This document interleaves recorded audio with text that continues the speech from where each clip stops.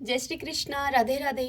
आप सभी भक्तों का आपके अपने यूट्यूब चैनल श्री कृष्ण दीवानी में हार्दिक स्वागत है। आज आप सब सुन रहे हैं मार्गशीर्ष मास महात्म्य का 20वां अध्याय।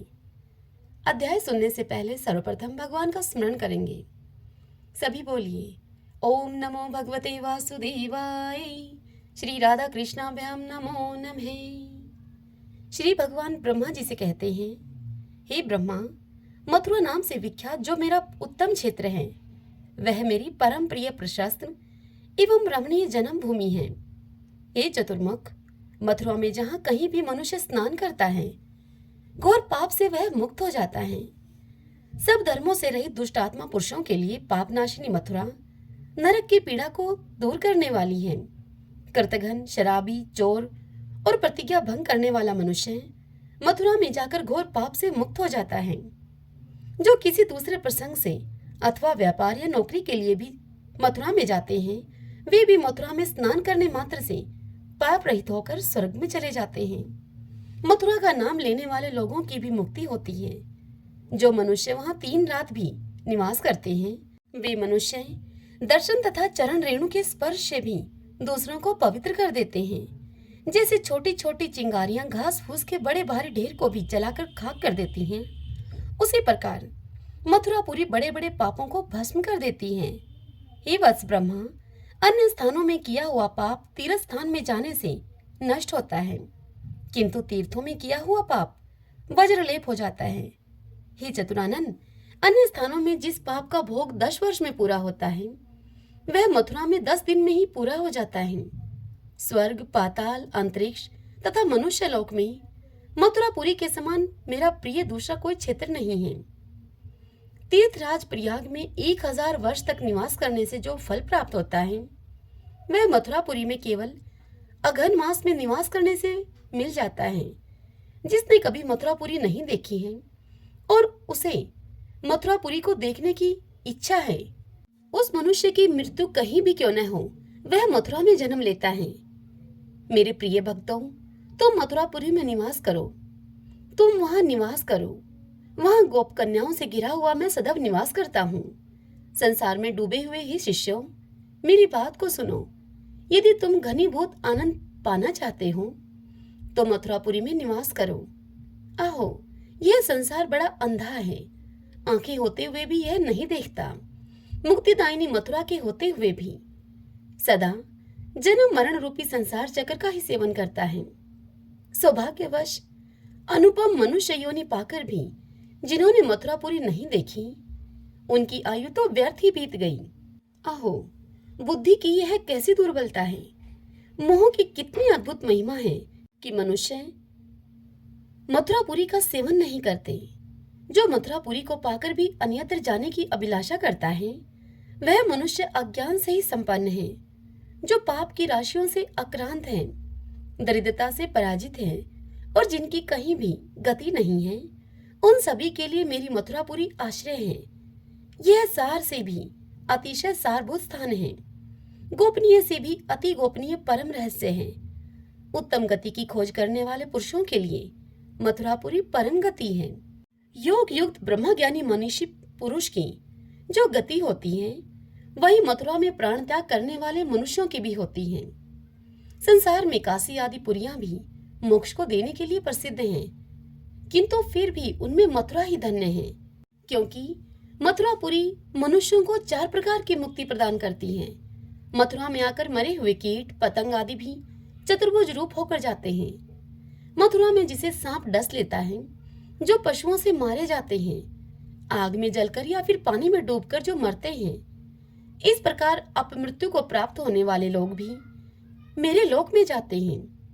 हे वत्स ब्रह्मा, जो कामना रखने वाले पुरुषों को धर्म, अर्थ और काम को देने वाली है, मनुष्यों को मुक्ति प्रदान करती है और भक्ति की इच्छा रखने वालों को भक्ति देती है, उस मथुरा का कौन विद्वान पुरुष आश्रय नहीं लेगा।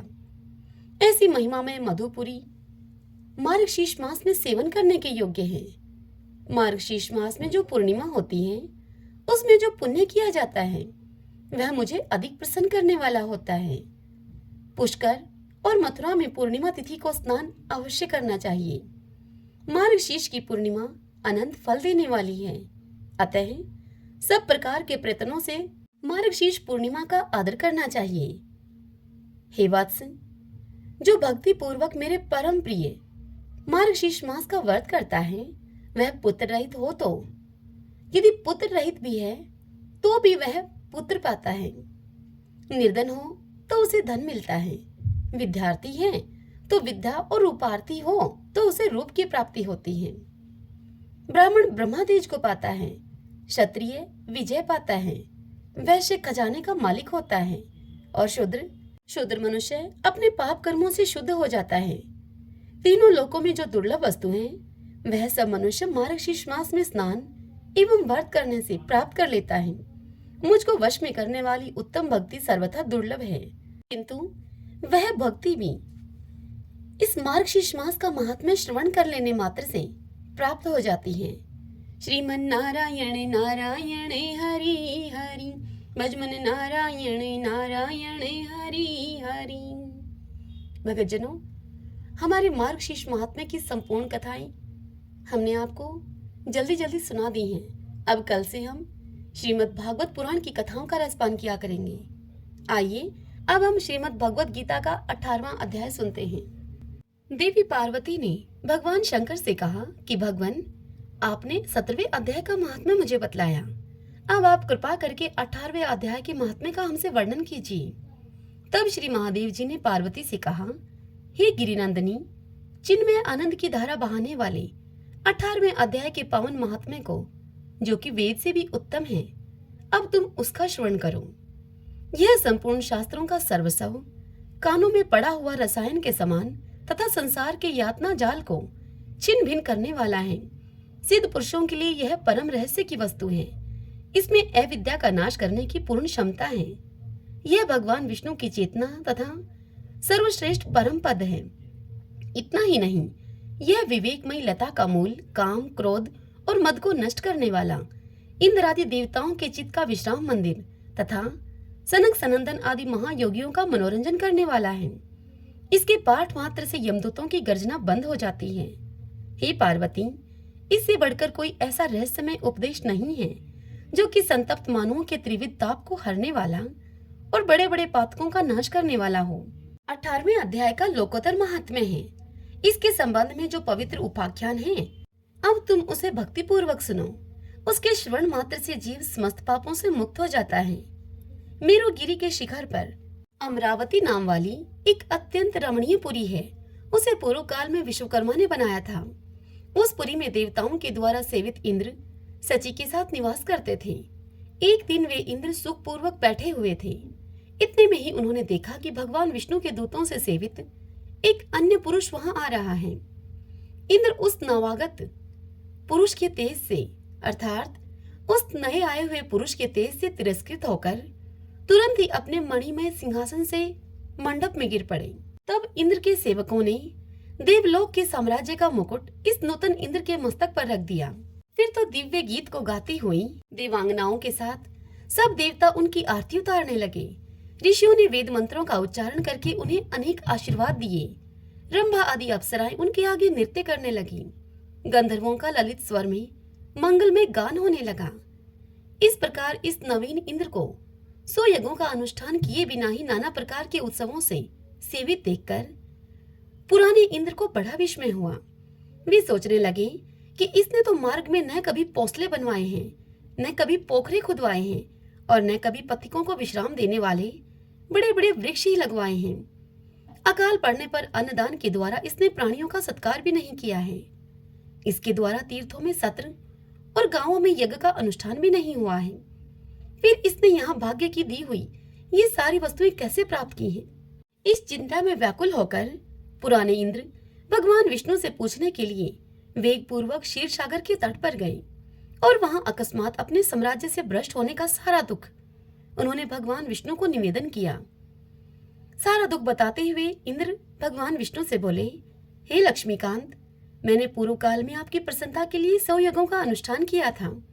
उसी के पुण्य से मुझे इंद्र पद की प्राप्ति हुई थी, किंतु इस समय स्वर्ग में कोई दूसरा ही इंद्र अधिकार जमाए हुए बैठा है। उसने तो न कभी धर्म का अनुष्ठान किया है और न ही यज्ञों का अनुष्ठान किया है। फिर उसने मेरे दिव्य सिंहासन पर कैसे अधिकार जमाया है? हे प्रभु, यह बतलाने की आप कृपा कीजिए। इंद्र की यह सारी बात सुनकर श्री भगवान उससे बोले, इंद्र, वह गीता के 18वें अध्यायों में से 5 श्लोकों का प्रतिदिन जप करता है। उसी के पुण्य से उसने तुम्हारे उत्तम साम्राज्य को प्राप्त कर लिया है। गीता के 18वें अध्याय का पाठ सब पुण्यों का शिरोमणि है। उसी का आश्रय लेकर तुम भी अपने पद पर स्थिर हो सकते हो। भगवान विष्णु के ये वचन सुनकर और उस उत्तम उपाय को जानकर इंद्र ब्राह्मण का वेश बनाए हुए गोदावरी तट पर आए। वहां उन्होंने कलिका ग्राम नामक उत्तम और पवित्र नगर देखा, जहां काल का भी मर्दन करने वाले भगवान कालेश्वर विराजमान हैं। वहीं गोदावरी तट पर एक परम धर्मात्मा ब्राह्मण बैठे हुए थे, जो कि बड़े ही दयालु और वेदों के पारंगत विद्वान थे। वे अपने मन को वश में करके प्रतिदिन गीता के 18वें अध्याय का जप किया करते थे। उन्हें देखकर इंद्र ने बड़ी प्रसन्नता के साथ उनके दोनों चरणों में अपना मस्तक झुकाया और उन्हीं से 18वें अध्याय को पढ़ा। फिर उसी के पुण्य से उन्होंने श्री विष्णु का सायुज्य प्राप्त कर लिया। इंद्र आदि देवताओं का पद बहुत ही छोटा है। यह जानकर वे परम हर्ष के साथ उत्तम बैकुंठ धाम को गए। अतः यह अध्याय मुनियों के लिए श्रेष्ठ परम तत्व है। हे देवी पार्वती, 18वें अध्याय के इस दिव्य महात्म्य का वर्णन समाप्त हुआ। इसके श्रवण मात्र से मनुष्य सभी पापों से छुटकारा पा जाता है। इस प्रकार संपूर्ण गीता का पाप नाशक महात्म्य तुम्हें बतलाया गया। हे महाभागे, जो पुरुष श्रद्धायुक्त होकर इसका श्रवण करता है, वह समस्त यज्ञों का फल पाकर अंत में श्री विष्णु का सायुज्य प्राप्त कर लेता है। श्रीमन नारायण नारायण हरि हरि, भजमन नारायण नारायण हरि हरि। गोकुल में एक मोर रहता था। वह हर रोज श्री कृष्ण के द्वार पर बैठकर भजन गाया करता था। मेरा कोई न सहारा बिन तेरे, गोपाल सांवरिया मेरे। मेरा कोई न सहारा बिन तेरे, घनश्याम सांवरिया मेरे। रोज भगवान आते जाते और उसका यह भजन सुनते, लेकिन उसकी ओर ध्यान ही नहीं देते। अब उस मोर को यह भजन गाते गाते, ऐसा करते करते 1 साल पूरा हो गया, अर्थात 1 साल बीत गया। मोर बिना चूके रोज यह भजन गाता रहा। भगवान उसके ऊपर कोई खास ध्यान नहीं देते, बस उसका यह भजन सुनते और प्यारी सी मुस्कान देकर उसे चले जाते। इससे ज्यादा कुछ नहीं। अब ऐसा होता रहा। तब मोर की आस अब टूटने लगी। मोर की साल भर की भक्ति करने के बाद भी अब भगवान श्री कृष्ण उस पर प्रसन्न नहीं हुए। ऐसा देखकर और सोच विचार कर मोर अब रोने लग गया और वह भगवान को याद करता रहा। उसी समय वहां पर उड़ती हुई एक मैना आई। मैना ने मोर को रोते हुए देखा तो मैना उसके पास आ गई और सोचने लगी कि मोर भगवान के द्वार पर क्यों रो रहा है। यहाँ तो सभी के कष्ट दूर होते हैं, यह कितना अभागा है। मैना ने मोर से पूछा कि भाई तू क्यों रो रहा है। तब मोर ने मैना से कहा कि पिछले 1 साल से कृष्ण भगवान को रिझाने के लिए मैं भजन गा रहा हूँ, लेकिन भगवान ने मुझे एक बार भी नहीं देखा। इसीलिए आज निराश होकर मेरी आंखों में से यह आंसू निकल आए। यह सुनकर मैना ने मोर से कहा कि तू चिंता मत कर। और फिर मैना उसे बताने लगी कि भाई मैं बरसाने से आई हूँ, तुम भी मेरे साथ बरसाने चलो। वह दोनों अब उड़ते उड़ते बरसाने पहुंच गए। मैना राधा रानी के द्वार पर पहुंची और फिर मैना ने राधे राधे बोलना शुरू कर दिया और मोर से भी कहा कि भाई मोर तुम भी राधे राधे बोलो। तब मोर ने राधे राधे बोलने की कोशिश की, लेकिन मोर तो सिर्फ भगवान कृष्ण का भजन गाया करता था। उसे तो वही भगवान श्री कृष्ण के भजन को गाने की आदत थी। अब बरसाने में आकर भी मोर ने अपना वही पुराना गीत गाना शुरू कर दिया। मेरा कोई न सहारा बिन तेरे, गोपाल सांवरिया मेरे। मेरा कोई न सहारा बिन तेरे, घनश्याम सांवरिया मेरे। जब राधा जी के कानों में मोर के इस गीत की यह आवाज सुनाई पड़ी, तब वह भागकर मोर के पास आई और प्रेम से उसे अपने गले से लगा लिया और उसे बहुत प्यार किया राधा जी ने। राधा जी मोर के साथ ऐसा बर्ताव कर रही थी जैसे कि मानो उनका कोई पुराना परिजन वापस आ गया हो। और फिर राधा जी ने मोर की बहुत खातिरदारी की और उसे पूछा कि तुम कहाँ से आए हो। अब मोर बहुत ही खुश हो गया। मोर ने राधा जी से कहना शुरू कर दिया कि जय हो राधा रानी की, जय हो राधा रानी की। और फिर मोर राधा जी से कहने लगा कि आप करुणा की मूर्ति हो, ऐसा मैंने सुना था, लेकिन आज देखकर यह साबित हो गया। मोर की इस बात को सुनकर राधा रानी ने मोर से पूछा कि तू ऐसा क्यों कह रहा है। तब मोर ने राधा जी को बताया कि मुझे साल भर हो गया शाम धुन को गाते गाते, लेकिन कन्हैया ने मुझे कभी देखा तक नहीं। मोर की इस बात को सुनकर राधा जी मुस्कुराने लगी। वह मोर के मन की पीड़ा को समझ गई और उसका कारण भी राधा रानी ने मोर से बतलाया। राधा रानी ने मोर से कहा कि तुम वापस गोकुल जाओ, लेकिन इस बार तुम पुराने गीत की जगह राधे राधे बोलना। मोर का मन तो नहीं था बरसाने को छोड़कर गोकुल में जाने का, लेकिन राधा रानी के कहने से वह बरसाने को छोड़कर गोकुल आ गया और फिर राधा रानी के कहने के मुताबिक लगा बोलने राधे राधे राधे राधे। जब भगवान श्री कृष्ण के कानों में यह आवाज पड़ी तो वह भागते हुए मोर के पास आए और उस मोर को गले से लगा लिया और उससे पूछा कि तुम कहाँ से आए हो।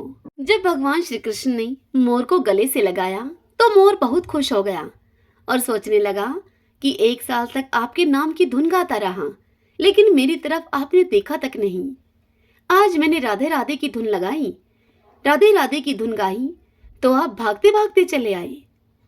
तब भगवान मुस्कुराने लगे और उन्होंने मोर से पूछा कि पहले तुम यह बताओ कि तुम कहाँ से आए हो। मोर तो सांवरिया से मिलने के लिए तरस रहा था और वह आज अपने घनश्याम से अपनी सारी शिकायतें दूर कर लेना चाहता था। उसने प्रभु को याद दिलाया कि मैं वही मोर हूँ जो पिछले 1 साल से आपके द्वार पर आपके नाम की धुन का भजन गा रहा हूँ।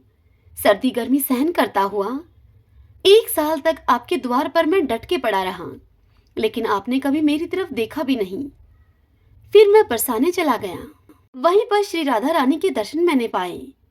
तब श्री कृष्ण भगवान बोले उसे कि तूने राधा रानी का नाम लिया, यह तुम्हारा वरदान साबित हो गया। अब मैं तुम्हें वरदान देता हूँ कि जब तक यह सृष्टि रहेगी तुम्हारा पंख सदा मेरे शीश पर विराजमान रहेगा।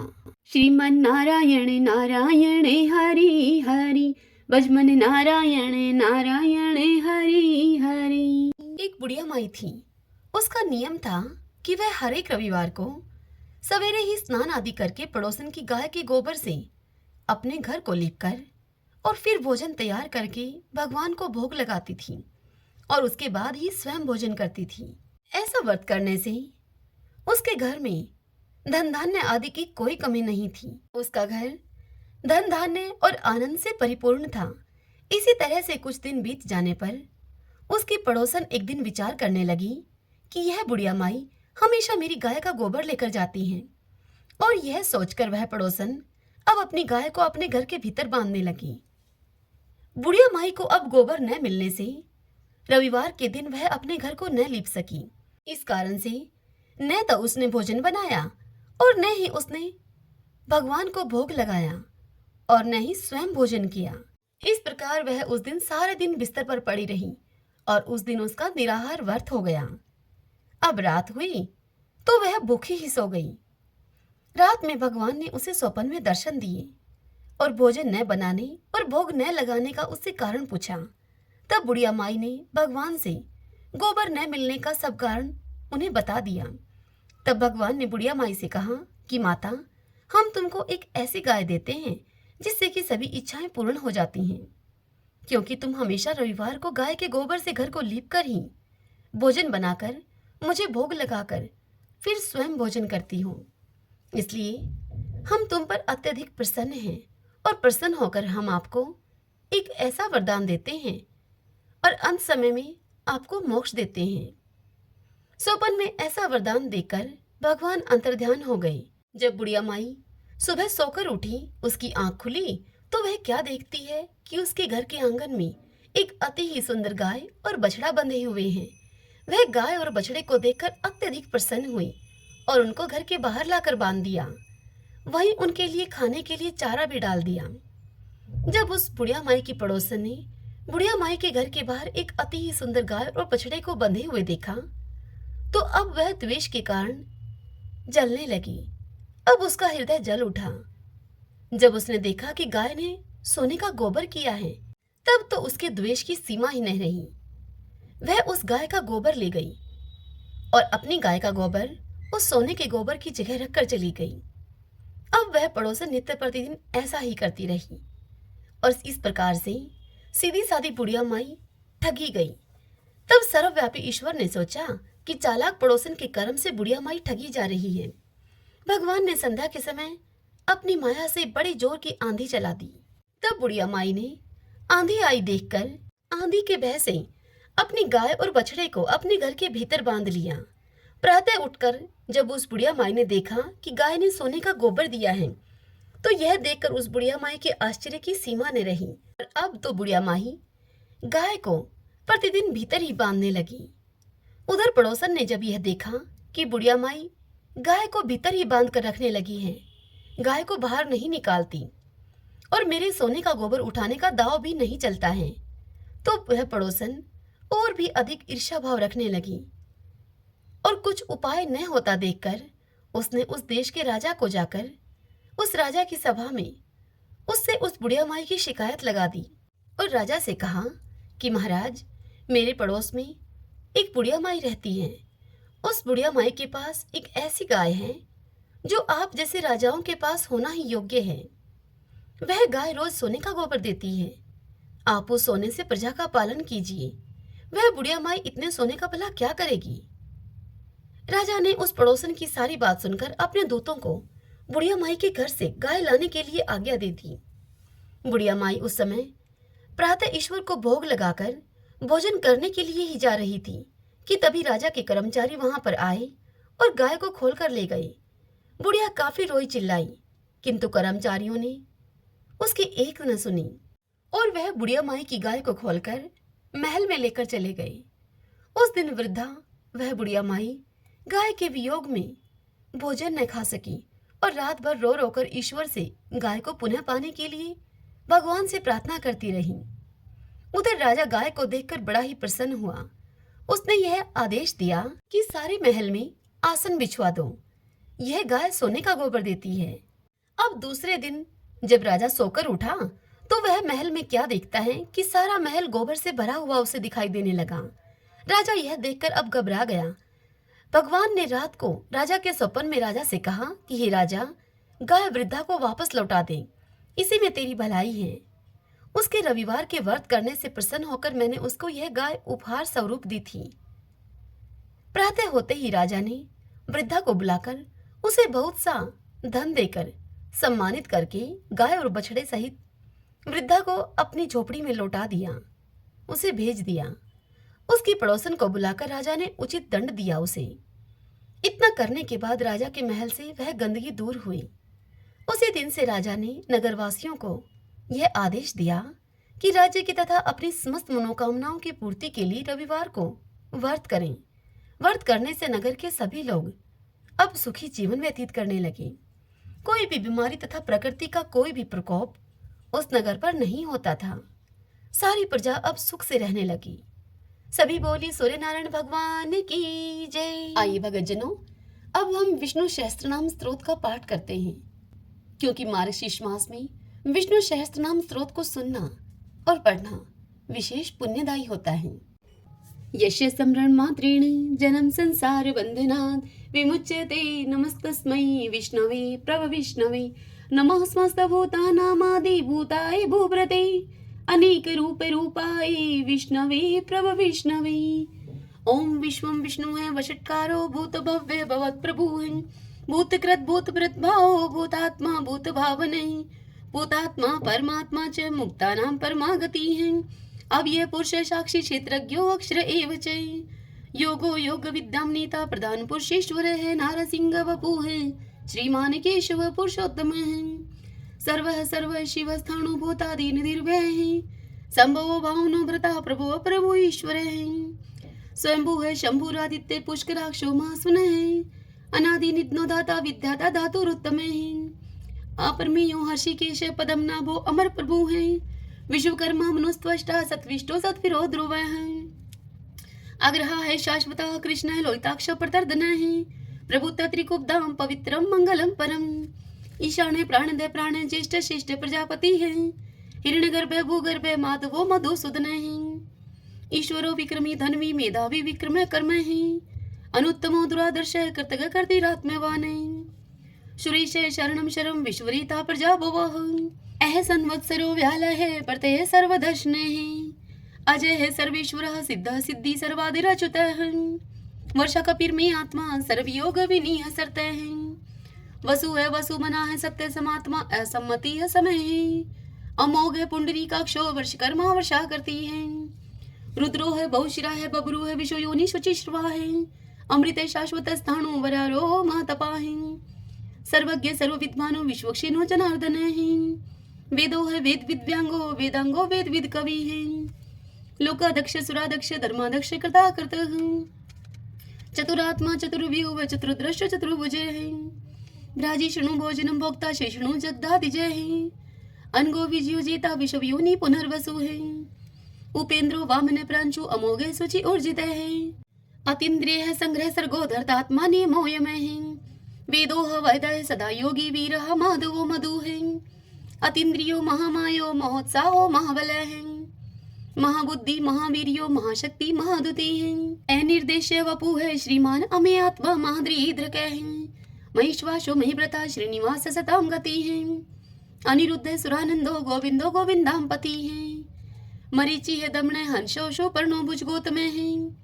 हिरण्यनाभ सूतपा पदम नाभ प्रजापति है। आमृत्यु है सर्वद्रक है सिंह संदाता संधिमान स्त्र है। अजो है दुर्मुष्ण शास्ता विश्वतात्मा सुरारिया है। गुरु है गुरुत्तमो धामो सत्य सत्य पराक्रम है। निमिष है अनिमिष है सत्रगवि वाचस्पति रुधारदी है। अग्रणी है ग्रामणी है श्रीमान न्याय नेता समीरण है। शस्त्र मूर्धा विश्वात्मा शस्त्राक्ष शस्त्रपात। आवर्तनो निर्वर्तात्मा संवर्त सन पर मर्दन है। अह संवर्तको वहनीय अनिलो धरणी धर है। सुप्रसाद प्रश्नात्मा विषवदरग विषव भुग विभु है। सत्कृता सत्कृत साधु जहनो नारायणो नर है। असंख्यो अपरमे आत्मा विशिष्ट शिष्ट कर सूची है। सिद्धार्थ है सिद्धि संकल्प है सिद्धि दय सिद्धि साधन है। वर्षाई वर्ष भो विष्णु वर्ष परवा वर्षोदर है। वर्धनो वर्धमान है विविक्त श्रुति सागर है। सुबजो दुर्द्रो वाग्मी महेंद्रो वसुधो वसु है। नीक रूप व्रत रूप है सिप विष्टि प्रकाश ने है।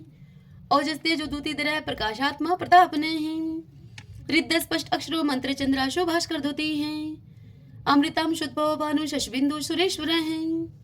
औषधम जगते सेतु सत्य धर्म पराक्रम है। भूत भव्य भवननाथ है पवने पावनो अनले है। काम काम कृतकांत है काम है काम प्रदय प्रभु है। युगाधिकृत युगावर्तो नेकमायो महाशन है। अदृश्य अव्यक्त रूप शस्त्रजित अनंत जित है। इष्टो अवशिष्ट शिष्टेष्ट शिखंडी नवशो वर्ष है। क्रोध क्रोध कृत करता विश्व बाहु महीधर है। अच्युत प्रतित प्राण है प्राण दो वासवानुज है। अपाम निदिर्दिष्टा नंबर मत प्रतिष्ठित है। स्कंद स्कंदरो दुर्यो वर्दो वायु वाहन है। वासुदेव ब्रतभानु आदि देव पुरंदर है। अशोक स्तारण स्तार शूर शौरी जनेश्वर है। अनुकूल शतावर्त है पद्मी पदम निवीक्षण है। पद्मनाभो अरविंदाक्ष पदम गर्भ शरीर भृत है। महदीरिदो वरदात्मा मोक्षो गरुड़ो दुजय है। अतुल शर्वो भीम समयगो हवि हरि है। सर्व लक्षण लक्षणयो लक्ष्मीवान समिंत जय है। विक्षरो रोहितो मार्गो हेतु दामोदर सह। महिद्रय महाभागो वेगवान मिताश्न है। उद्भव शोभनो देव श्री गर्भ परमेश्वर है। कर्णम कारणम कर्ता विकर्ता गहनो गुवे है। व्यवसायो व्यवस्थान संस्थान स्थान दो ध्रुव। प्रहृदि परम स्पष्ट चतुष्ट पुष्ट शुभेक्षण है। रामो विरामो वीर जो मार्गो नेवन्यो अनिय है। वीर शक्ति मतम श्रेष्ठो धर्मोदरम विदुत्तम है। वैकुंठ पुरुष प्राण प्राणदय प्रणवय प्रथु है। हिरण्यगर्भ शत्रुघ्नो व्याप्तो वायुर्दोक्ष है। ऋतु है सुदर्शन काल परमेष्टि परिग्रह है। उग्र संवत्सरो दक्षो विश्रामो विषव दक्षिण है। विस्तार स्थावर स्थाणु परमाणम बीजम व्ययम। अर्थो अनर्थो महाकोशो महाभोगो महाधने अनिर्विणय सत्विष्ट अबूह धर्म यूपो महामखे नक्षत्र नेमी नक्षत्री शमय शामय शमी हने यज्ञ इज्य महेजे चे कर्तुस्त्रम स्ताम गति है सर्वदर्शी विमुक्तात्मा सर्वज्ञो ज्ञानम उत्तमम सुवर्त सुमुख सूक्ष्म सुघोष सुखद सुहृत मनोहरो जीत क्रोधो वीरबाहु विधारणे स्वापने सर्वशो व्यापी नेकात्मा नेक क्रम कृत वत्सरो वत्सलो वत्सी तरतन गर्भ तनेश्वरे धर्म गोप धर्म कृत धर्मी शत अशत शर्म अक्षरम अविज्ञाता शस्त्रांशु विधाता कृत लक्षण गपस्तीने मी सत्वस्त सिंहो भूत महेश्वर आदि देवो महादेव देवशो देव भृत गुरु है उत्तरो गोपतिर्गोप्ता ज्ञान गम्य पुरातन शरीर भूत भृत भोक्ता कपिंद्रो बुरी दक्षिण सोमपो अमृतप सोम पुरुषित पुरुषोत्तम विनियुजे सत्य संदो दाशर सत्वतम पति है जीवो अविनता साक्षी मुकुंदो अमित विक्रम है अंबो निदिर्णंतात्मा मोदधिशयो अनंत के अजय है मारे है स्वभाव जीता मित्र प्रमोदने है आनंदो नंदनो नंद सत्य धर्मा त्रिविक्रम है महर्षि कपिलाचार्य कर्तघमेदनी पति है त्रिपद त्रिदशा अध्यक्षो मास्टरं कृतांत करते हैं महावराहो गोविंद सुषेण कनकांगदी गुह गभीरो गहनो गुप्त चक्र गदाधरे वेदा स्वंगो अजित कृष्णो दृढ़ संकर्षण अच्युत वर्णो वारुणो वृक्ष पुष्कराक्षो महामना है भगवान भगानंदी वनमाली हलायुदय आदित्यो ज्योतिरादित्य शैषणो गतिस्तम शुधन्वा खंड परशु है दारुणो द्रविण प्रदय द्विस्पर्क सर्वदृग व्यासो वाचस्पतिरियो निजय त्रिशाम श्याम गय श्याम निर्वाणम भेषजम मिष्क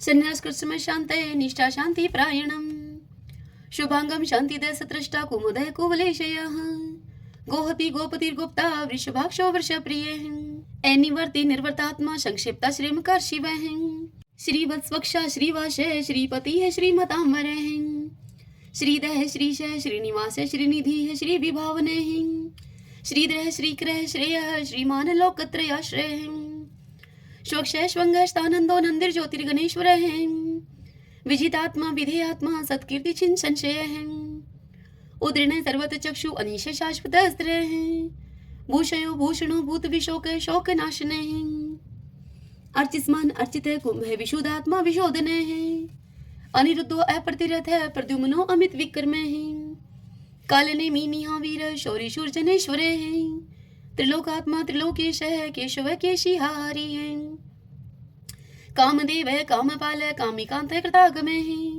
अनिर्देश बपु विष्णु वीरो अनंतो धनंजय ब्राह्मण्यो ब्रह्माकृत ब्रह्मा ब्रह्म ब्रह्मा विवर्धने ब्रह्माविद ब्राह्मणो ब्रह्मी ब्रह्माज्ञो ब्राह्मण प्रिय महाकर्मो महाकर्मा महातेजा महोरगे महाक्रतु महायुज्वा महायगो महावीर सत्वय स्तौ प्रिय स्तोत्रम स्तुतारण प्रिय पूर्ण पुरिता पुण्य पुण्य कीर्ति अनामय मनोजव तीरथ करो वसुरेता वसुप्रदय वसुप्रदो वासुदेवो वसु है वसु मनाहावी सदगति है सत्कृति है सत्ता सद्भूति सत्य प्रायणे सूरसेनो यदुश्रेष्ठ सन्निवास स्वया मुने भूतावासो वासुदेव सर्वासु निलयो अनिलय दृपः दृप्तो दृप्तो दुर्दुरो अपराजित विश्वमूर्ति महामूर्ति दीप्तमूर्ति अमूर्तिमान अनेक मूर्ति अव्यक्त है शतमूर्ति शतानन एकोनेक स्वः किमि तत्पद अनुत्तमम्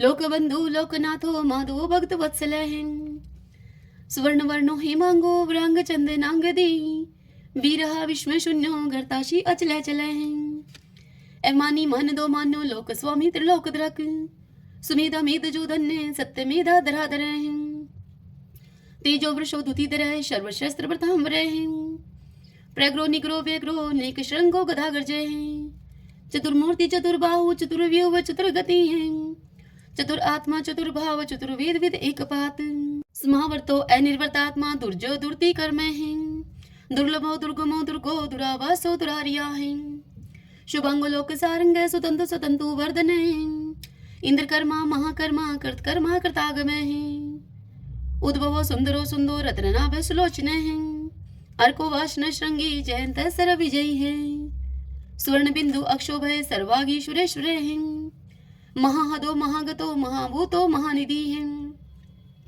कुंदय कुंदरे कुंदय पर्जने पावनो अनिलेः अमृताशो अमृतोपुः सर्वज्ञ सर्वतो मुखे शूलुभय शुवर्त सिद्ध शत्रुज शत्रुतापने ने क्रोध उदम्बरो अशुत चाणुरांत निशूदने शस्त्रार्थी सप्तजीव सप्तदा सप्तवाहने अमूर्ति अनगे अचिंत्यो भयकरद भयनाशने अणुः व्रतः कृश स्थूल गुणव्रत निर्गुणे महाने ऐद्रते सवद्रते श्वासे प्रागवंशो वंशवर्धने भारव्रत कथिते योगी योगीश सर्व कामदे आश्रम शर्मण श्याम सुपर्णो वायु वाहन धनुर्धरो धनुर्वेदो दंडो दमिता दमे अपराजित सर्वशहो नियंता नियमो अयमः सतोवान सात्विक सत सत धर्म प्रायण अभिप्राय प्रियारो अर्ह प्रियकृत प्रतिवर्धन विहाय सगति ज्योति है सुरुचि उद्भुग विभु है रवि विरोचन सूर्य है सविता रवि लोचन अनंत हूत भूत भोक्ता सुख दो नेक जो अग्रजय है निवृण सदामर्षि लोकधिष्ठानम अद्भुत है सनात सनातन तमय कपिल है कपिर पे है स्वस्ति स्वस्ति कृत स्वस्ति स्वस्ति भुक स्वस्ति दक्षिण है एरुद्र कुंडली चक्री विक्रम उचित शासन है शब्दातिक शब्द शय शिशिर शर्वरी करे क्रूर पेशलो दक्षो दक्षिण शमीणांबर है विदुत्म विद्भय पुण्य शर्वण कीर्तन उत्तारणो दुष्कृति पुनोदश पन्नाशने वीर रक्षण संतो जीवन प्रिय वस्थित अनंत रूप अनंत श्री जीत वन्यो व्यापय चतुरस्रो गभीरात्मा विदिशो व्याधीशो दिशे अनादिर्पूर्व लक्ष्मी सुवीरो रुचिरांगदे जननो जन जन्मादि भीमो भीम पराक्रमे आधार नीलो ऐधाता पुष्पहाश प्रजागरे उद्रवग सत्पथाचार्य प्राणदय प्रणवय पणे परमाणम प्राण निल्य प्राणवृत प्राण जीवन ततुम तत्विदेकात्मा जन्म मृत्यु जराति गए पूर्व स्वस्त्रस्तार सविता पर पितामह यज्ञो यज्ञपति रेजवा यज्ञांगो यज्ञ वाहन यज्ञ व्रत यज्ञ ग्रत यज्ञ यज्ञ भुग यज्ञ साधन यज्ञांकृत गुहाम अन्नम अन्नाद एवच आत्मयोनि समझातो वेखान साम गायन देवकी नंदन सृष्टा शतश पाप नाशन शंखव्रत नंद की चक्री शारंगधन व कदाधर रथांग पाणी अक्षोभ सर्वपर हरणायुधे सर्वपर हरणायुधे ओम नमः इति विष्णु भगवान की जय। ओम नमो भगवते वासुदेवाय। आइए भगतजनों, अब हम श्री कृष्ण चालीसा और भगवान श्री कृष्ण की आरती करेंगे। तदंतर भगवान के नाम का संकीर्तन करते हुए इस कथा का समापन करेंगे। बंशी शोभित कर मधुर नील जलद तन श्याम अरुण अधर जनु बिंब फल नैन कमल अभिराम पूर्ण इंद्र अरविंद मुख पीतांबर शुभ साज जय मन मोहन मदन छवि कृष्ण चंद्र महाराज जय यदुनंदन जय जगवंदन जय वसुदेव देव की नंदन जय यशोदा सुत नंद दुलारे जय प्रभु भक्तन के दृगतारे जय नट नागर नाथ नथैया कृष्ण कन्हैया धेनु चरैया पुनि नख पर प्रभु गिरिवर धारो आओ दीनन कष्ट निवारो बंसी मधुर अधर धर टेरी होवे पूर्ण विनय यह मेरी आओ हरि पुनि माखन चाखो आओ लाज भगत की राखो गोल कपोल चिबुक अरुणारे मृदु मुस्कान मोहिनी डारे रंजित राजीव नयन विशाला मोर मुकुट वजयंती माला कुंडल श्रवण पीत पट आछे कटिकिं कणिका छन काछे नील जलज सुंदर तनु सोहई छवि लखी सुर नर मुनि मोहई मस्तक तिलक अलक घुंघराले आओ कृष्ण बांसुरी वाले करी पय पान पुतन ही तारयो अका बका कागा सुर मारयो मधुवन जलत अग्नि जब ज्वाला भय शीतल लखत ही नंद लाला सुरपति जब ब्रज चढ़यो रिसाई मूसर धार वारी वृषाई लगत लगत ब्रज चहन बहायो गोवर्धन नख धारी पचायो लखी यशोदा मन भ्रम अधिकाई मुख में जो धन भुवन दिखाई दुष्ट कंस अति उद्यम बचायो, कोटि कमल जब फूल मंगायो। नाथी काल यहीं तब तुम लीने, चरण चिन्ह दे निर्भय कीने। करि गोपिन संग रास विलासा, सबकी पूर्ण करि अभिलाषा। केतक महा असुर सहारियो, कंस ही केश पकड़ दई मारियो। मातु पिता की बंदी छुड़ाई, उग्र सेन कह राज दिलाई। मही से मृतक छहुँ सुत लायो, मातु देव की शोक मिटायो। बोमासुर मुर दैत्य सहारी, लाए शट 10 सहस कुमारी। दे भी मही तुण चीर सहारा, जरा सिंधु राक्षस कह मारा। असुर बकासुर आदिक मारयो, भक्तन के तब कष्ट निवार्यो। दीन सुदामा के दुख टारयो, तंदुल 3 मुट्ठी मुख डारयो। प्रेम के साग विदुर घर मांगे, दुर्योधन के मेवा त्यागे। लखी प्रेम की महिमा भारी, ऐसे श्याम दीन हितकारी। मारत के पारत रथ हाके, लिए चक्र कर नहीं बल थाके। निज गीता के ज्ञान सुनाए, भक्त हृदय सुधा बरसाए। मीरा थी ऐसी मत वाली, विष पी गई बजा करके ताली। राणा भेजा सांप पिटारी, शाली ग्राम बने बनवारी। निज माया तुम विधि दिखायो, उरते संशय शकल मिटायो। तब शत निंदा करी तत्काला, जीवन मुक्त भयो शिशुपाला। जब ही द्रौपदी टेर लगाई, दीनानाथ लाज अब जाई। तुरत ही बसन बने नंदलाला, बड़े चीर भय अरि मुँह काला। अस अनाथ के नाथ कन्हैया, डूबत भवर बचावत नैया। सुंदर दास आस उरधारी, दया दृष्टि कीजे बनवारी। नाथ सकल मम कुमति निवारो, क्षमहु वेगी अपराध हमारो। खोलो पट अब दर्शन दीजे, बोलो कृष्ण कन्हैया की जय। बोलो कृष्ण कन्हैया की जय। यह चालीसा कृष्ण का पाठ करे उरधारी, अष्ट सिद्धि नवनिधि फल लह पदार्थ चारी। लह पदार्थ चारी। ओम श्री कृष्णाय नमो नमः। आइए अब हम श्री कृष्ण भगवान की आरती करते हैं। आरती युगल किशोर की जय, राधे तन मन धन निछावर की जय। रवि शशि कोटि बदन की शोभा, ताहि निरख मेरो मन लोभा। गोर श्याम मुख निरखत राजै, प्रभु को रूप नैन भर पीजे। कंचन थार कपूर की बाती, हरियाए निर्मल भई छाती। फूलन की सीज फूलन की माला, रत्न सिंहासन बैठे नंद लाला। मोर मुकुट मुरली कर सोहे, नटवर वेश देख मन मोहे। ओढ़ो नील पीत पट सारी, कुंज बिहारी गिरवरधारी। श्री पुरुषोत्तम गिरवरधारी, आरती करत सकल ब्रज नारी। नंद नंदन वृषभानु किशोरी, परमानंद स्वामी अविचल जोरी। सभी बोलिए श्री कृष्ण भगवान की जय। तो आइए भगवान के इन नामों को 5 बार बोलते हुए संकीर्तन करते हैं। श्री कृष्ण गोविंद हरि मुरारी, हे नाथ नारायण वासुदेव। श्री कृष्ण गोविंद हरि मुरारी, हे नाथ नारायण वासुदेव। श्री कृष्ण गोविंद हरि मुरारी, हे नाथ नारायण वासुदेव। श्री कृष्ण गोविंद हरि मुरारी, हे नाथ नारायण वासुदेव। श्री कृष्ण गोविंद हरि मुरारी, हे नाथ नारायण वासुदेव। सभी बोलिए विष्णु भगवान की जय। श्री राधा कृष्णाभ्याम नमो नमः। भक्तजनों, आज की यह कथा आपको कैसी लगी?